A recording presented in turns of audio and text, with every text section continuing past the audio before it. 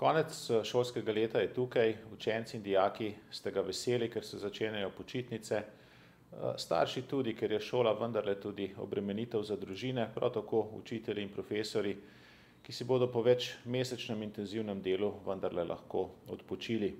Vsem se iskreno zahvaljujem za trud, ki ste ga vložili, učenci in dijaki v učenje, učitelji v poučevanje in seveda starši v skrb, ki je nujno dopolnilo šolskim dejavnostim. Vsem želim predvsem miren odhod na počitnice. Učenci in dijaki se boste vrnili v septembru ob začetku šolskega leta v isto šolo, kot ste jo obiskovali doslej. Starši boste svoje otroke prevzemali ob istem času, kot ste jih prevzemali iz šole doslej. Tudi učitelji boste učili v istih šolah, v katerih ste učili doslej. Pravijo, da ima strah velike oči, ampak ta strah je tokrat res popolnoma odveč. Vsi sicer vemo, da se naša družba spreminja, da je gospodarska kriza globoko zajedla vanjo, da moramo vsi skupaj več delati, več žrtvovati kot v prejšnjih letih, ampak skupaj se trudimo, da to stanje spremenimo in da se spet povrnemo na razvojno pot, ki bo edina pripeljala našo Slovenijo naprej na zeleno vejo in seveda z njo vse nas.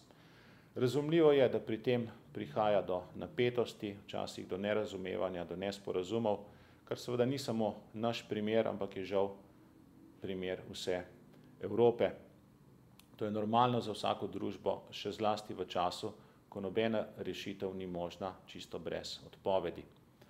Naša prizadevanja so šla v smer, da bi bile te odpovedi čim manjše in da bi bile kar se da enakomerno razporejene med vse državljane. Naredili smo, kar smo mogli, naredili smo najboljše glede na stanje, ki smo ga podedovali. Zdaj moramo skupaj delati predvsem zato, da bodo lahko sedanji učenci in dijaki z večjim zaupanjem gledali v prihodnost. Pa dovolj tega, pred vami so počitnice, želim vam, da bi bile lepe, sončne, polne vedrih dni, prijetnih trenutkov, ki vam bodo vlile moč, da tudi v prihodnjem šolskem letu nadaljujete s svojim delom.